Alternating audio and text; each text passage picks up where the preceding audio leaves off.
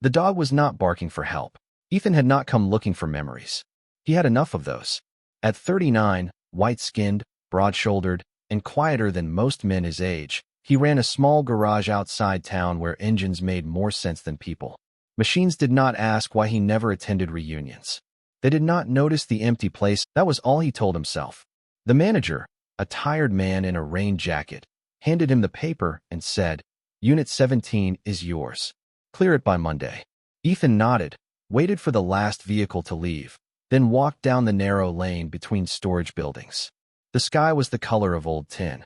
A light drizzle fell, soft enough to seem harmless, steady enough to turn every surface dull and cold.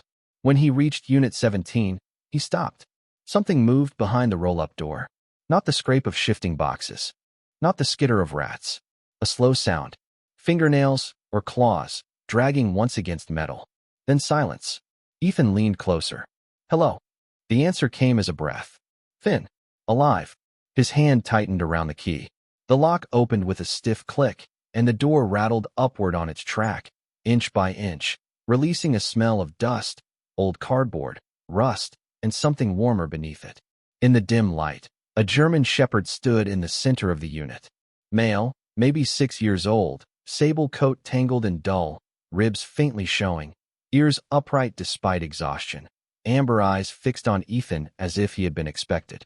The dog did not rush forward. He did not shrink away. He stood beside an old military tin box, one paw resting lightly on its lid. Ethan forgot to breathe. "Easy, boy," he said, lowering himself slowly to one knee. The German shepherd watched him with a steadiness that did not feel like fear. It felt like duty. Beside the dog were an empty water bowl, a torn blanket, and a few dry food pieces scattered across the concrete. Not enough for comfort, just enough to keep a body waiting. Ethan reached into his truck for a bottle of water and poured it into a small plastic tray. The dog looked at the water, then back at the box. He would not drink. Ethan frowned. "You want me to open that?" The dog's paw pressed once against the lid. A small metallic tap echoed inside the unit. Ethan moved closer and wiped dust from the top of the tin. Under the grime, someone had scratched words into the metal with careful, uneven strokes. For the man who would not forgive himself. The drizzle tapped softly on the roof above them. Ethan's chest tightened before he understood why. He had heard many things come back from the past. A song on a radio, the smell of diesel, the cadence of boots on gravel. But he had never seen the past waiting in a storage unit with amber eyes and a paw on a locked box. The German shepherd lowered his head, touched the tin with his nose, and gave one quiet whine. Not begging, not warning, asking. Ethan placed his hand on the cold lid, and something inside him, something buried deeper than any metal, began to move. Ethan did not open the tin box in the storage unit. Not there, not under that gray sky. Not with rain ticking on the metal roof and the German shepherd watching him like a witness. Some things deserved daylight, and some things deserved a door that could be locked behind them. He wrapped the box in an old moving blanket, lifted it carefully, and carried it to his truck while the dog followed close at his left side, weak but steady, as if he already understood heel without being told. At the passenger door, Ethan paused. "I cannot just call you dog," he said quietly. The German shepherd looked up, amber eyes clear beneath the damp fur. Ethan thought of old field maps, long roads, and the way some souls are born to find what others lose. "Ranger," he said, "that all right with you?" The dog gave one low breath and climbed into the truck as if the name had always belonged to him.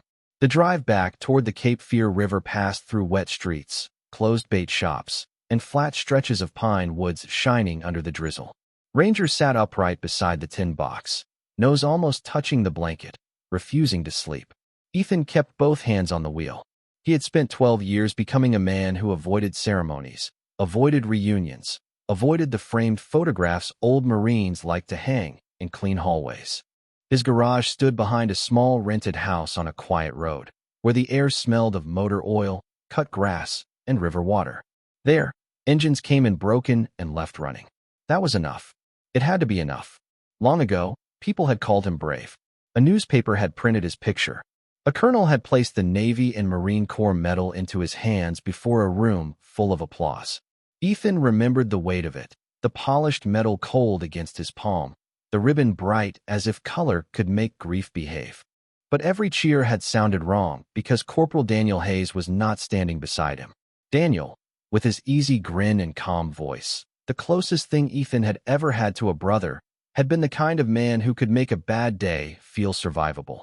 After the funeral, Ethan drove alone to an old oak tree near the former training grounds outside Camp Lejeune.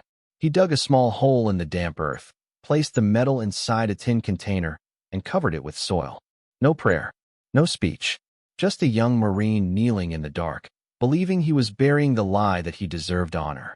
Now, 12 years later, a half-starved German shepherd had been locked beside a box with words carved for the exact wound Ethan had never named aloud. At the garage, he helped Ranger down from the truck and set out water in a clean metal bowl.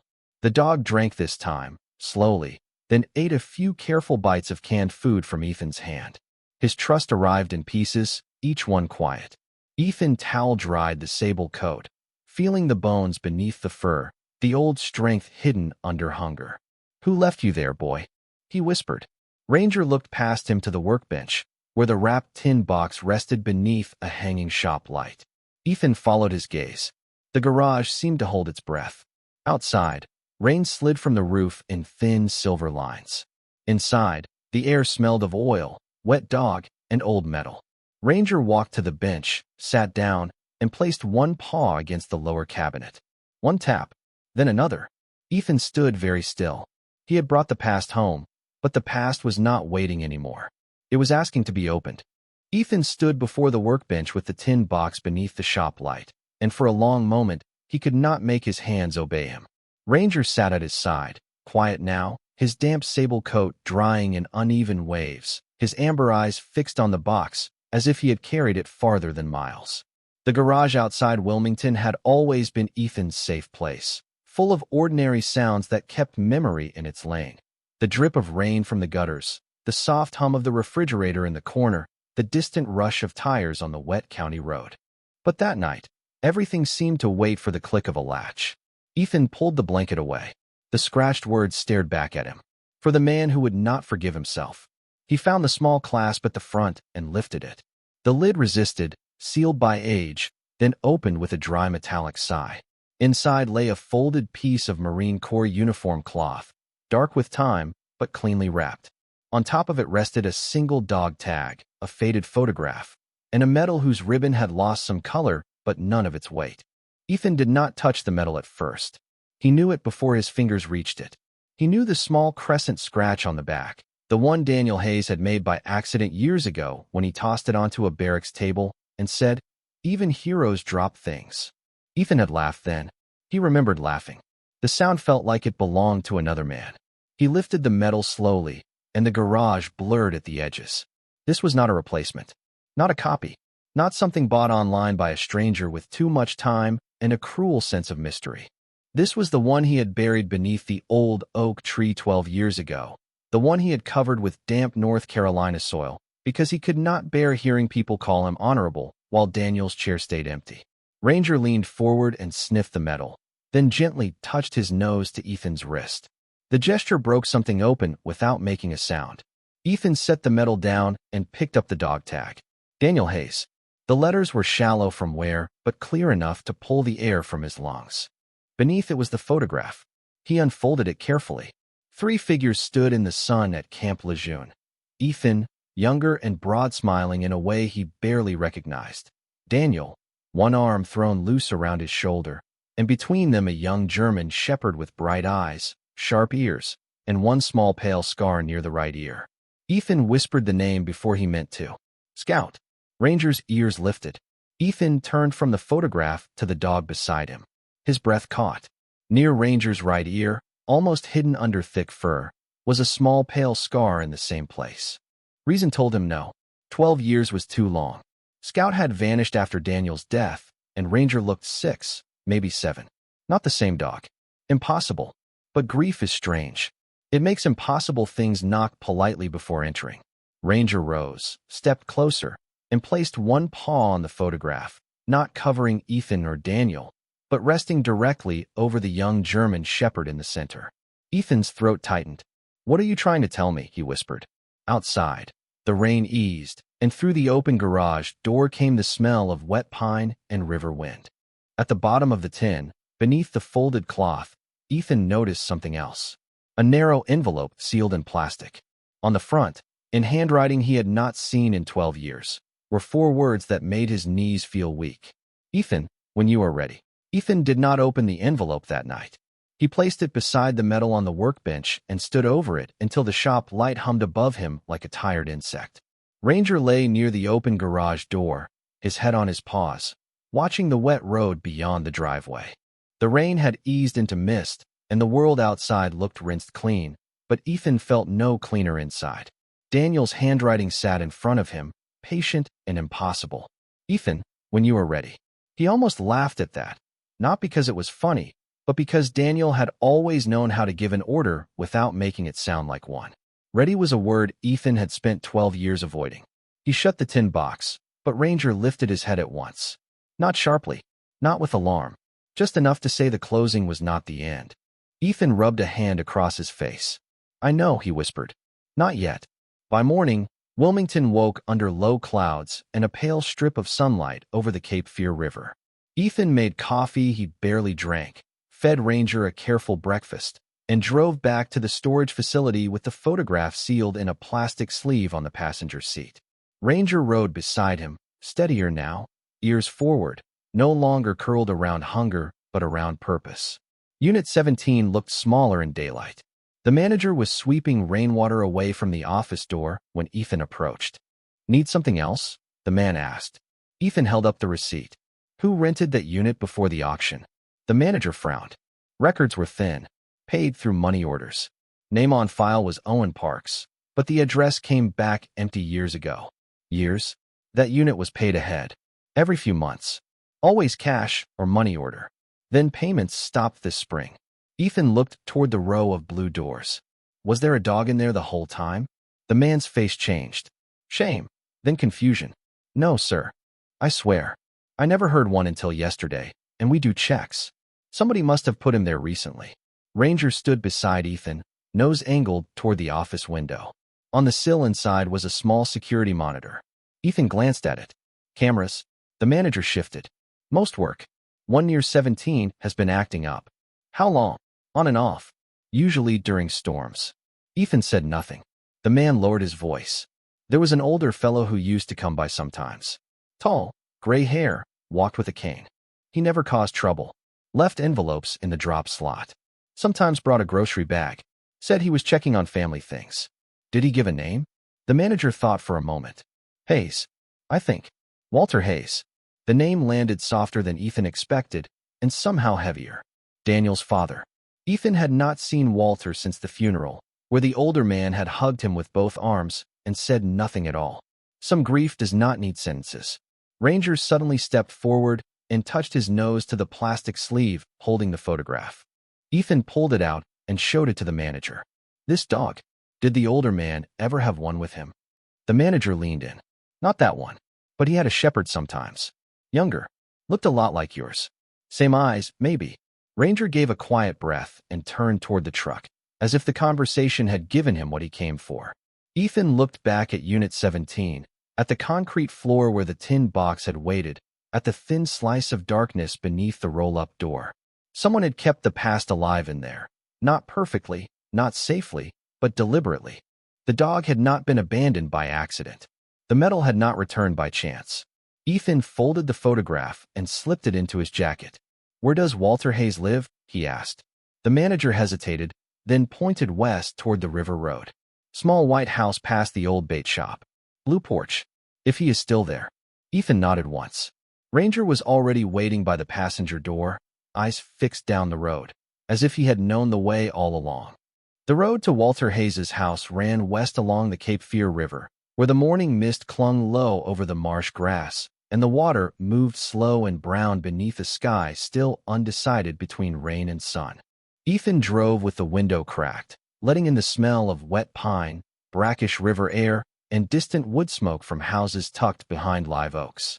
Ranger sat upright in the passenger seat, stronger than he had looked the day before, his sable fur brushed but still uneven from neglect, his amber eyes fixed ahead with the calm certainty of a dog following a scent older than the road itself.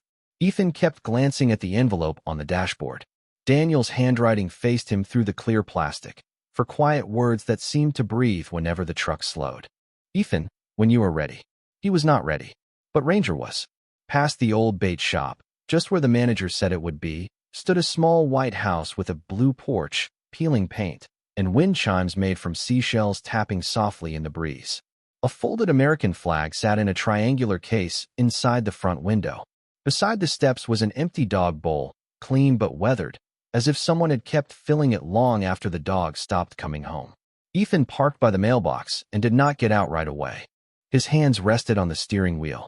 12 years earlier, Walter Hayes had stood over his son's grave with a straight back and empty eyes, and Ethan had promised himself he would visit. He never did. Shame had many disguises. Busy was one. Healing was another. Ranger gave a soft whine, then pressed his nose against Ethan's sleeve. Ethan opened the door. The porch boards creaked under his boots. Before he could knock, the door opened. Walter Hayes stood in the doorway, thinner than Ethan remembered, his gray hair combed neatly, one hand resting on a wooden cane. His face was lined by age and loss, but his eyes were clear. They moved first to Ethan, then to Ranger, and something in them broke gently, not like glass, but like winter ice softening at the edge of spring. "So he found you," Walter said. Ethan could not answer at first. Ranger stepped forward and lowered his head. Walter reached down with a trembling hand and touched the scar near the dog's right ear. "Good boy," he whispered. "You did exactly what Scout's blood was meant to do." Ethan's throat tightened. "He is not Scout." Walter gave a small, tired smile. "No, Scout has been gone a long time." Ranger was from his last line. Same eyes. Same stubborn mercy. The words settled over the porch. Same stubborn mercy. Walter invited them inside. The house smelled of black coffee, old paper, lemon polish, and the faint salt of river air. Photographs filled one wall. Daniel as a boy in a baseball cap, Daniel in uniform, Daniel laughing beside Scout, Daniel standing shoulder to shoulder with Ethan in a sunlit training yard. Walter lowered himself into a chair near the window. "I kept the medal because Daniel asked me to," he said. "He wrote that letter before his final deployment. Told me if you ever buried what proved you were good, I was to bring it back." Ethan looked down at the envelope in his hands. Why wait 12 years? Walter's gaze moved to Ranger, who had settled at Ethan's feet. "Because a man cannot receive the truth before he stops running from it. And I was getting too old to chase you. So I trusted the dog." Outside, the wind moved through the porch chimes, soft and bright. Ethan felt the metal's weight in his jacket pocket, not heavy like guilt now, but heavy like something asking to be carried correctly. Walter leaned forward and tapped the envelope once with 2 fingers. "Open it at the oak," he said. "Daniel wanted you to read it where you buried the wrong thing."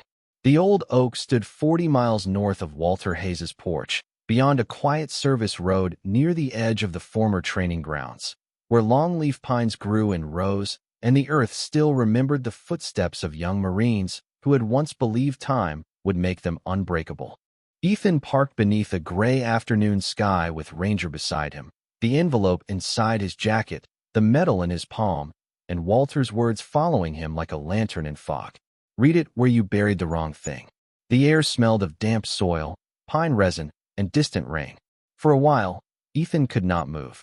He saw himself at 27, kneeling in that same place after Daniel's funeral, digging with shaking hands, not because anyone had asked him to, but because grief had convinced him that honor was something he had stolen from the dead. Ranger stepped down from the truck and walked ahead without pulling, following a path that should have been unfamiliar to him. Yet he moved straight toward the oak, nose low, tail steady, as if Scout's memory lived somewhere deeper than training, carried through blood and breath, and whatever quiet map God gives to loyal creatures. The tree was older than Ethan remembered, its branches wider, its bark darker from years of weather. At its roots, the ground dipped slightly where Ethan had once buried the tin. Ranger stopped there and sat, not waiting for a command, waiting for courage. Ethan lowered himself to one knee. The earth was soft under his fingers, covered in brown leaves and pine needles. He touched the shallow hollow and felt the years collapse. "I thought I was doing the right thing," he whispered. Ranger leaned against his shoulder, warm and still. Ethan took the plastic sleeve from his jacket and opened Daniel's letter. The paper inside had yellowed, but the handwriting remained steady, familiar, almost alive. Ethan read slowly, each word landing with the weight of a hand placed gently on a wound. Daniel wrote that if Ethan was reading this, then he had probably tried to bury the medal, because Ethan always punished himself for surviving what others called sacrifice. He wrote that the medal was not for pride, not for glory, not for speeches in clean rooms. It was for mercy. It was for the day Ethan carried 2 frightened children through smoke and mud, then turned back for Scout when everyone else thought the dog was lost. It was for the kind of courage that did not look like anger, but like refusing to leave anything living behind. Ethan's vision blurred. Ranger lowered his head onto Ethan's knee. The letter continued. You did not fail me, brother. I chose my road, and I would choose it again. Do not bury mercy just because grief lied to you. Keep the medal where light can touch it. Let it remind you that the living are not stealing from the dead when they keep living. Ethan sat beneath the oak until the wind quieted and the first rain began ticking softly through the leaves. He pressed the medal to his chest, not as a punishment now, but as proof that Daniel had reached across 12 years to loosen the knot around his heart. Ranger stood, walked to the hollow, and gently pawed earth back into the place where the medal had once been hidden, not burying it again, closing the wound. Ethan rose slowly, mud on one knee, tears cooling on his face, and looked through the pines toward the road home. For the first time in 12 years, he did not feel Daniel behind him like a ghost. He felt him beside him like a blessing. By the time Ethan and Ranger returned to Wilmington, evening had settled over the river in long bands of gold and gray. The garage lights came on one by one as Ethan stepped inside, not because the room was dark, but because he wanted the medal to meet light before anything else. Ranger walked beside him without a leash, his paws clicking softly on the concrete floor, his body still thin, but his spirit steadier now, like a lantern that had survived a hard wind. Ethan placed Daniel's letter on the workbench, then laid the Navy and Marine Corps medal beside it. For 12 years, he had thought the medal accused him. Now, beneath the warm shop light, it looked different. Not proud, not loud, just honest. The crescent scratch on the back caught the glow, and for the first time, Ethan did not look away. He found an old wooden frame in a cabinet where he kept license plates, faded shop certificates, and things customers forgot but never returned for. He cleaned the glass with a towel, slow and careful. Then he set the medal inside, along with the photograph of himself, Daniel, and Scout at Camp Lejeune. Ranger sat in front of the bench, watching every motion as if the work mattered. It did. Some repairs required wrenches. Some required remembering without running. Ethan placed Daniel's letter in the lower half of the frame, not fully opened, but visible enough for the first line to be read. Ethan, when you are ready. He was not certain a man ever became ready for grief. Maybe ready only meant tired of letting pain make every choice. Outside, a truck rolled past on the wet road. Inside, the garage smelled of oil, pine rain, and clean glass. Ethan lifted the frame and hung it on the wall above the old tool chest, where the afternoon sun usually fell through the side window. The empty place on that wall had been there so long he had stopped seeing it. Now, with the medal hanging there, the room did not feel decorated. It felt answered. Ranger stood, walked beneath the frame, and lay down with a soft sigh. Ethan leaned back against the workbench and covered his face with both hands. No sob came. No dramatic breaking. Just breath. One deep breath after another, as if his body was learning that it no longer had to carry a locked box under the ribs. A knock sounded at the open garage door. Ethan looked up. Walter Hayes stood in the driveway, one hand on his cane, the other holding 2 paper cups of coffee from the diner down the road. He had driven slowly, probably against better judgment, and wore the careful smile of a man asking permission to enter a room full of ghosts. Ethan walked to him and took 1 cup. For a moment, neither man spoke. Ranger rose and went to Walter, pressing his head gently against the old man's leg. Walter touched the dog's ears, eyes shining. Daniel would have liked this place, he said. Ethan looked back at the frame.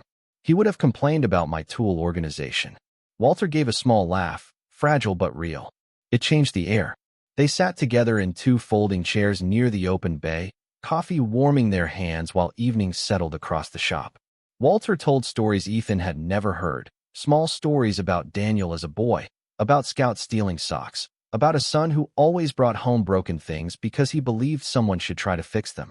Ethan listened, not as punishment, not as debt, as a friend finally letting love speak without turning it into blame. Above the tool chest, the metal caught the last strip of sunlight and held it quietly. Ranger lay between the two men, his breathing slow, his amber eyes half closed. The past had not disappeared, but it had stopped standing outside the door, waiting to be feared. It had come in, sat down, and become part of the home.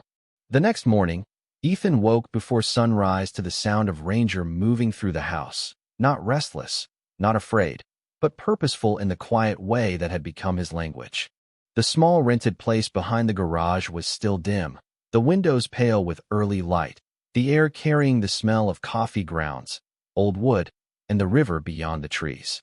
Ethan found Ranger standing beneath the framed metal in the garage, looking up at it with his ears forward.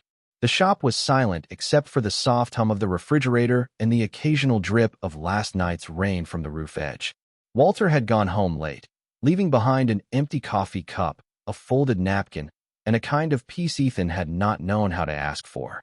Ethan stepped beside the German Shepherd and followed his gaze to the frame. Daniel's photograph looked different in morning light. Younger, yes, but not lost. Scout stood between them in the picture, bright-eyed and proud, while Ranger stood below it like a living echo. Ethan reached down and rested his hand on Ranger's head. "You were not sent to bring back the medal," he said softly. "You were sent to bring me back." Ranger leaned into his palm, and for a while they simply stood there, a man and a dog under a wall that no longer felt empty. Later that day, Ethan drove to the county animal clinic, not because Ranger needed to be claimed, but because he deserved to be cared for properly. The veterinarian, a calm woman with silver hair and reading glasses on a chain, examined him gently, checked his paws, his teeth, his ribs, and the small scar near his ear. "He has been through neglect," she said, choosing her words with care. "But he is strong. He trusted someone once. That makes a difference." Ethan looked through the glass into the exam room, where Ranger sat patiently, tail resting against the floor, eyes never leaving him. "He trusted the right people longer than I did," Ethan murmured. The veterinarian smiled faintly, but did not ask him to explain. By afternoon, Ranger had a clean collar, fresh tags, medication for his skin, and a place in the truck that already seemed permanent. Ethan stopped by Walter's house on the way back. The old man was on the blue porch, wrapped in a cardigan despite the warmth, watching gulls drift over the river. Ranger climbed the steps and settled beside him as if visiting a post he had always known. Walter held out one hand, and the dog placed his head beneath it. "I worried I had waited too long," Walter said. Ethan sat on the porch rail, the new adoption papers folded in his jacket pocket. "Maybe mercy keeps its own schedule." Walter looked at him then, eyes wet but clear. Daniel used to say something like that. The river moved below them, brown and shining under a break in the clouds. No one spoke for several minutes. There was no need. Some silences are not empty. Some are rooms where the people we miss can finally sit without hurting us. When Ethan left, Walter handed him Scout's old leather collar, wrapped in a clean cloth. "Not for Ranger to wear," he said, "just to remember where he came from." That evening, Ethan placed the collar on the shelf beneath the metal, beside Daniel's letter and the photograph. Ranger watched, then circled twice and lay down under the workbench, close enough to guard the past, but not trapped by it. Ethan opened the garage door wide to the river wind. Golden light filled the shop, touching the tools, the frame, the dog's sable fur, and the floor where no locked box waited anymore. For the first time in years, Ethan did not close the door early. He let the light stay. On the following Sunday, the sky over Wilmington opened clear and blue, and Ethan drove Ranger and Walter Hayes to the memorial garden near the Veterans Hall, where live oaks shaded the brick walkway and small flags moved softly in the coastal wind. Walter held Scout's old collar in his lap during the ride, his fingers resting on the leather as if it were the hand of someone he loved. Ranger sat in the back seat, freshly brushed, wearing his new collar and tags, his amber eyes calm as the river road passed beside them. Ethan wore a clean white shirt beneath his navy jacket, and in his pocket, wrapped in a folded cloth, was the medal he had once believed belonged in the ground. The garden was quiet when they arrived. No ceremony had been planned. No crowd waited. Only birds in the branches, sunlight on stone, and the distant sound of traffic moving beyond the trees. That was better. Some acts of healing are too honest for applause. Ethan helped Walter to a bench near Daniel's name on the memorial wall. The engraved letters were simple, but they no longer felt like a locked door. Ethan stood before them for a long time. Then he took out the medal, held it in both hands, and looked at the scratch Daniel had left on the back all those years ago. It no longer looked like damage. It looked like proof of touch, proof that the past had been real and love had left its mark. Ranger moved beside him and sat without command. Walter watched from the bench, eyes bright, Scout's collar folded carefully across his knees. Ethan lifted the medal, not to hang it on the wall, not to surrender it, not to bury it again, but to let it rest for one quiet moment against Daniel's name. The medal touched stone with a soft sound that disappeared into the breeze. "I kept living," Ethan said, barely above a whisper. "I am sorry it took me so long to understand that was not betrayal." Walter bowed his head. Ranger leaned gently against Ethan's leg, and in that silence, nothing dramatic happened. No thunder rolled. No sign appeared in the clouds. But Ethan felt something loosen inside him, something that had been clenched since the day grief taught him the wrong meaning of honor. After a few minutes, he returned the medal to the cloth and placed Scout's old collar beside Daniel's name instead. Walter nodded, unable to speak. It was not a goodbye. It was a thank you. Later, back at the garage, Ethan hung a small wooden shelf beneath the framed photograph. On it, he placed the tin box, Daniel's letter, and a new picture Walter had taken that morning. Ethan standing with Ranger beside Daniel's memorial, sunlight touching the dog's sable fur. The medal remained in the frame above the tool chest, where afternoon light could find it each day. Customers would ask about it sometimes. Ethan would not always tell the whole story. Some truths are too sacred to become small talk. But when a young veteran came in one afternoon, quiet-eyed and ashamed of surviving his own hard season, Ethan took the frame down and let him hold the medal. Ranger rested his head against the young man's knee, and Ethan said only, "Do not bury mercy because grief lies well." Years passed more gently after that. Walter visited every Friday. Ranger slept beneath the workbench, rising whenever sadness entered the room before anyone named it. And Ethan, who once thought honor was something lost with the dead, learned that it could also be something carried forward for them. Some things buried in grief do not stay buried forever. Sometimes God sends them back through a locked door, with pause, breath, and eyes that remember the way home.